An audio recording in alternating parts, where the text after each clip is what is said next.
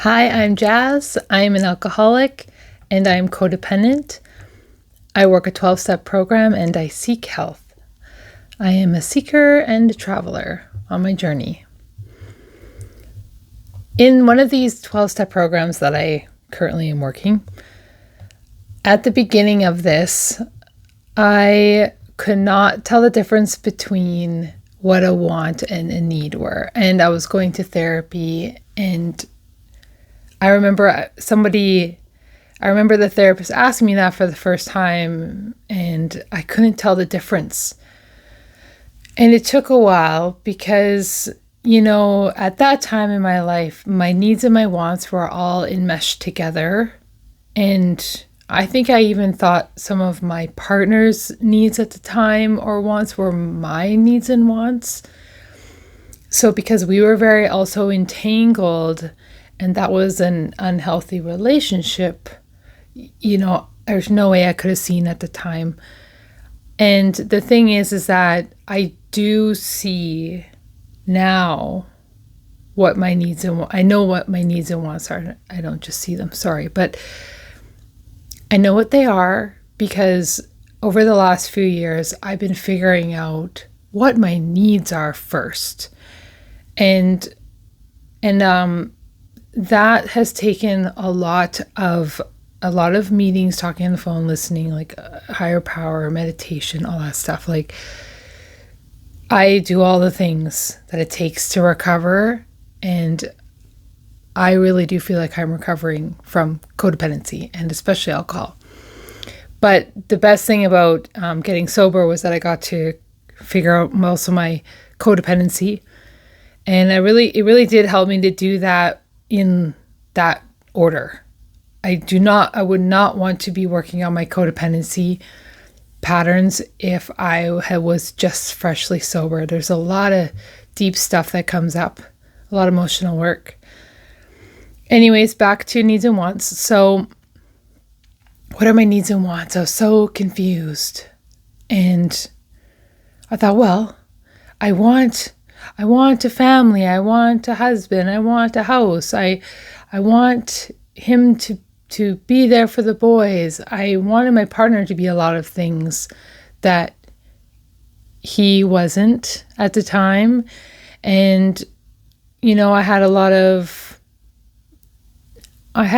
my own ideas, maybe my own self-will sort of cluttering what God's image was for me.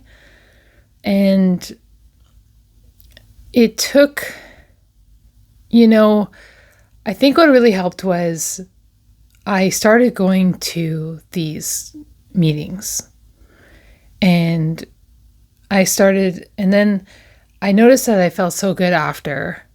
And because when I was in this meeting, I was really diving deep into the emotional part that was affecting me, the thing that happened in my day that was bothering me. Like my soul wasn't rested.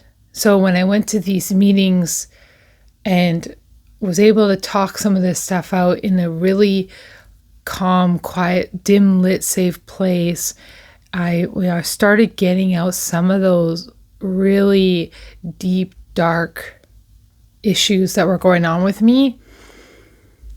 And, I wasn't able to do that in a big, bright AA room at first. Like I wasn't very good at getting to that special place, right? And so I got to this other 12-step program. It's called Coda. And I started going to these meetings, and I started noticing I felt different in that meeting than the other meetings from other 12-step programs. And, it's almost like I had the urge to go back for a watering. Like I felt so good from it, and I felt like people got me there. And I was really able to really kind of touch on those hidden topics, or, just the deeper stuff. And when I remember that feeling, and I'd go away back to my life, and I wasn't doing very consistent meetings with that program yet. And so I'd go once in a while, and it takes a while to say that you're codependent, because it took a while even for me to say it. I think it took me a few months to, it's just such a weird word to say. Like, I don't really understand it yet. I don't know what my codependency is. I feel very awkward. I don't, everyone's talking about really deep stuff. Like, I was awkward. I felt weird when I first went to those meetings.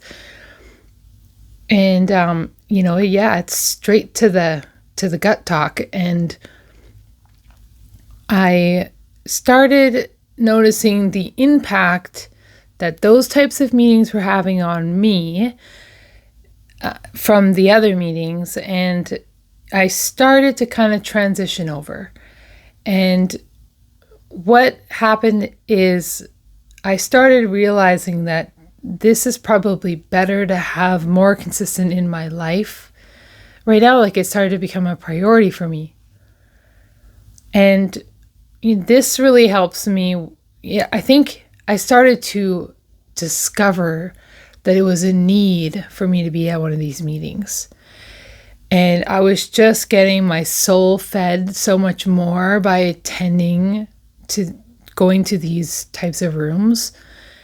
And, I think for a long time with my alcoholism, I was stuffing my feelings, dismissing myself, minimizing things, in a rage. It really, like, I came into those rooms as a control freak. And so I start, figuring out that these parts of me that I have to work on, by working on them, were benefiting me a lot more than focusing on the drinking stuff and all that stuff. Like, that's necessary. I never want to drink again. I really like to say I never will. But, that's important that I do that. But this CODA stuff was also becoming a very important need for me. So I think what I then started to notice is that I kept missing the meetings, or I was letting myself off the hook, and I was having a really hard time getting to those meetings, but I really missed them, and I really wanted them because I got so much steam back in. Like, I got so much wind back in my sails from those meetings. And so what I did is I decided that I need to figure out a way to get to these meetings no matter what, and do this for a while. And what happened was somebody was asking someone to help with the key. And I said that I would, because all I was thinking about was, how do I get to my next meeting? And then I had the key, and I was like, this is going to help me get to my next meeting. And it also helped me get out of the house. It helped make the thing that I needed more of a commitment, more of a staple in my life, more of something that I had to protect and get to be able to get through the week. And I just, if I miss a meeting or don't go to a meeting, I feel it, and I don't manage as well. It's just a harder week for me. And I think, I don't like that more than blowing it off. Like, it helps me. Like, I prefer to have be able to handle my life a lot better than struggle. Like, I'm trying to minimize the struggle in my life. And this was one of the ways that I could do that. So I think that was something that really contributed to figuring out what my needs were, and give me something to separate from what a want was. And I remember praying a lot. I would even just pray like, hey God, like, what are my needs? What are my needs and wants? I can't tell the difference, like I could, it's a lot easier for me to paint the picture of my dreams, of my wants and desires than at that time than it is for me to figure out what my needs are. And so I guess like another thing to this is that I would blow my needs off a lot, and I would be like, oh, I don't really need that. I'm fine. I'm okay. Because there wasn't a big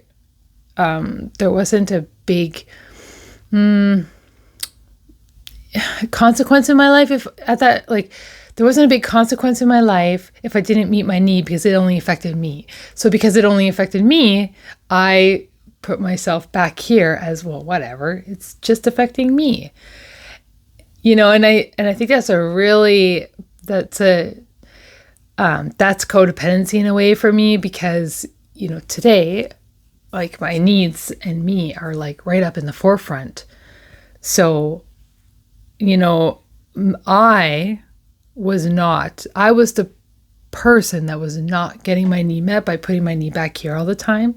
And I think just like getting to doing those meetings consistently all the time, it's like it brought my focus to, like, this is how you take care of a need. This is how I take care of a need, is I recognize it. I see that these effects of going to these meetings this is good results. Good results are happening. I'm a better machine working through my week by getting to these meetings. And then, I do what I can to give myself just the space or the juice and the power to get myself to those meetings. Like, that's my job, is to get there and do that. And I got into a service position. It was, probably that summer. So it took me, maybe by the third or fourth month I was in a service position, and I really started to take this meeting stuff seriously. But going to those meetings, I started to identify what I like in my life, what helps me get through. And I think when I learned more about what those things were, I was able to kind of see that, like, oh, my want over here, that can wait. And I'll get to that, or I give it to my higher power. So, at that time, I'm figuring this out, and I'm praying. I think I said that, and I was asking God, and on the TV, because this is how my higher power works in my life, TV, this man is on a horse, and this woman is just trying to take her entire house with her on this horse. And I'm like, she's like, what about all my stuff and my house and my blah, blah, blah and everything? and he's like, well, the only thing that you're allowed to take is you and whatever can fit on this horse, and that's all you need. And that was just like the thing I needed to hear, was that it's just for me that's going to get me from here to there. So it's just for me. Like, what's the need for me? And it's not a lot of things, but it's the most important things. It's the lifeline. And today, I have a treadmill really close to me in my house that I have to work out on, because I need that. I need that exercise. I have a person that I call, and my sponsor changed as I kind of transitioned through programs from one to the other. I think because my needs changed as well. And that's okay. So I have someone that I talk to about a lot of stuff. And I also have a girlfriend that's really close to me that I talk to a lot about a lot of stuff. I go to my meetings and I talk a lot with God, and I do lots of meditating. And I need those things, like, because my life is really affected if I don't go to a meeting. I don't even think I've ever gone longer than a week without a meeting. I'm just a little bit too scared to even attempt that, like even let myself off the hook one time for now. Like that's just, I don't want to go there. But when I get those needs met, and it's up to me, no one else, I am able to manage my life properly. I'm able to stay connected to my higher power and what my higher power wants of me. And I've really had to let go of I've had to really let go of a lot of my wants and desires and give it to my higher power. Like, it's not gone to waste. It still matters to me. And I know that my higher power knows that it matters to me. And what I do is I just envision, like, I meditate on, like, I still go there, right? Like, I still go into a place where I desire to have a healthy and loving relationship. But I desire to have a healthy and loving relationship in all relationships in my life. I've benefited so much from having people around, and, they weren't so healthy before, but I have healthier people around, and I feel like it just adds to my life so much. So I stay connected. I talk to my higher power, and my special wants and desires are there. And like I was saying, I envision them. I still dream about them, but I gotta let go of when and how that will come. I like to think just when, and that it's up to my higher power. It's still important to me to move that in that direction, though. I'm still open to it. It's not like I close the door on it. I can't create the door, I think. Anyways, so needs, I think I figured out my needs before my wants, and I don't know if that's the way you do it, but that's the way it worked for me. And, being in this program that focuses on relationships, me figuring out me is going to be the best thing that I can bring to the table and to a relationship. It also gives me these new eyes, because if I see someone that is not taking care of their needs, then I already know that they're not going to know my needs or take care of my needs. Like, I don't expect someone to take care of my needs, but in a healthy and loving relationship, I would like to think that both people kind of know what each other's needs are, and they respect them, and, it's happy and healthy. But, to me, that's kind of a red flag if someone is already pushing their own self behind for you, because that's just going to be manipulation for a little bit of time until they're going to go back to doing what they're doing. They're not going to be able to see my need if they don't have their own needs met, and they're not figuring out their own needs. So the healthier I get, the more I see, and that gives me my new eyes. And I really trust and believe that my higher power has a big plan for me. I am less worried about the details. And I was living in a relationship where I wasn't taking care of my needs. They weren't taking care of their needs. And there was a tug of war, and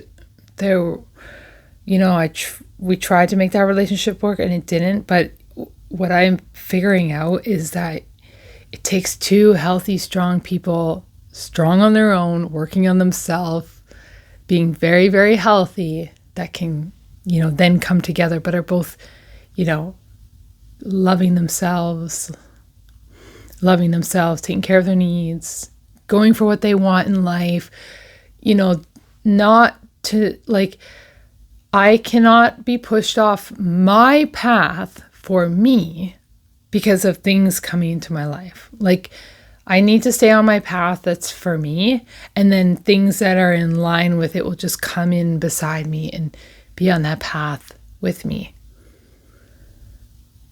And since I've been like really living that way, I'm really okay with things that don't line up with that.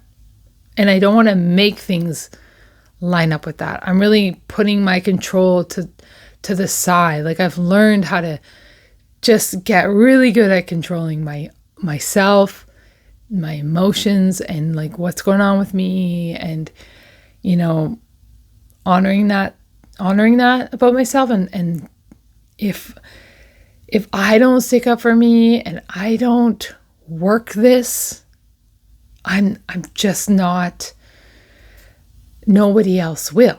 You know, it was a really hard pill to swallow at the beginning because of my childhood issues, like with abandonment. And, you know, I was looking for that other person to fill me up and be all these things that I never got when I was a child, that I, you know, have grieved or just have accepted. So I needed that person to do so much for me, which is so unfair. But, you know, I have figured out how to fill that cup up myself. And that's only my responsibility. And, you know, by letting go of that fantasy that somebody's coming and just really sucking it up and getting to work, like, how do I do it? You know, how do I get my exercise in? How do I get to these meetings when I have all these kids? Like, how do I?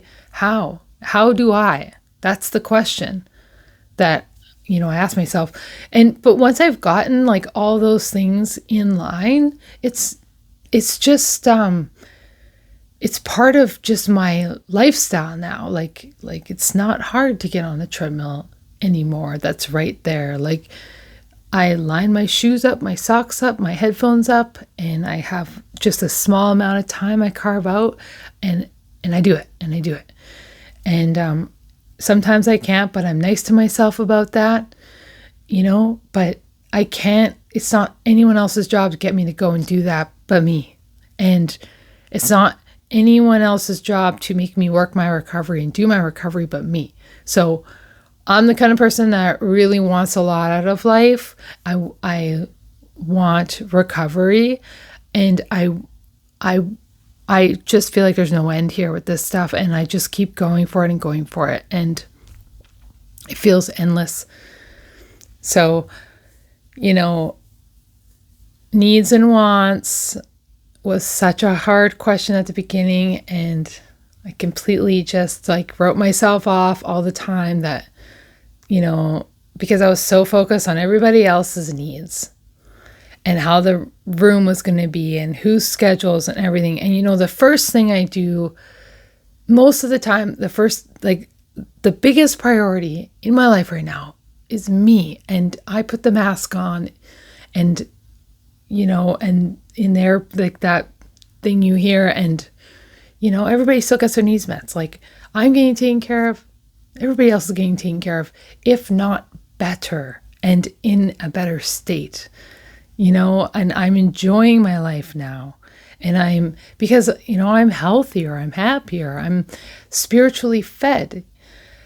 You know, if I can't, I also have like plan B's and C's. Like, if I'm too sore on the treadmill, like, I do something else, but I make sure I get that exercise in. And I need it because I have to keep up physically as a mom with 4 boys.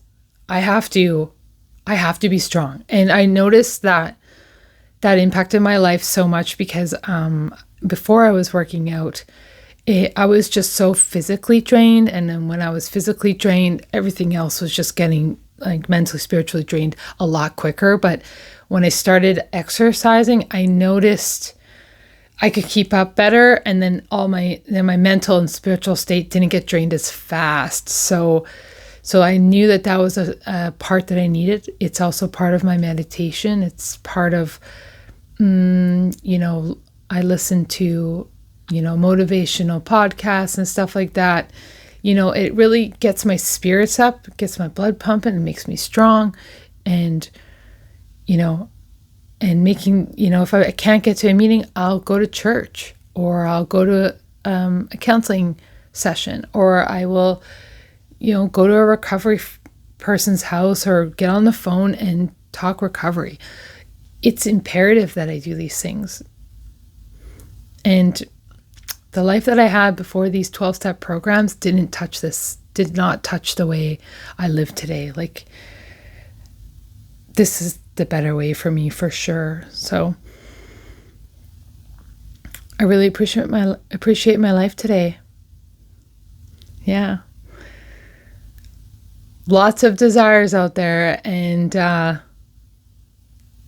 remember like having a moment with God where I was like, but what about my desires? Like, I have so many ideas. When I was a little kid, I always wanted to be an inventor, and I have so many ideas. And I think I just had such a hard time with trusting God that He's got this, that I just kept hanging on to my desires as more important than my needs. And so it did take some time for me to just like, I heard it from a friend in recovery that like, just give it to God. Like, I had to be told that, to let that go, to do that. I didn't come up with that on my own. And so I thought if I put my desires on the back burner, that they're going to get forgotten and not happen. And, she says, like, you never know what's right around the corner, and it's okay, and give it to God, like, still have it. So it feels like, I still have those desires in my suitcase, and they're important, but I don't need that to unfold and happen right now. And it's not all up to me to make that happen. But the other thing about desires is that if I keep desiring something, either I have potential that I need to honor. And I heard that in another video, and that was just the answer for me with that. Like, it gave me the permission to go farther than I think I can or want to go. Like, I think there's the average status quo and lines that people go to, and sometimes I get really stuck in thinking, well, I shouldn't do that because nobody does that, or I shouldn't want that because I'm wanting too much. And I think that I'm allowed to want it, but I have to take my higher power's guidance and cues for when those things are maybe going to happen. Like, I don't drive it all with all my own force. I am careful and connected and God conscious all the time. He's in my day all day. And higher power isn't just the man figure in, a higher power. It's higher power is speaking to me through people, through messages, through videos, many things. And my job is to listen as best I can and align my will with His will. Yeah. So now that I know that my wants are still important and they're still there in my suitcase, and and I make sure my needs get met, my life goes a lot better. Thank you.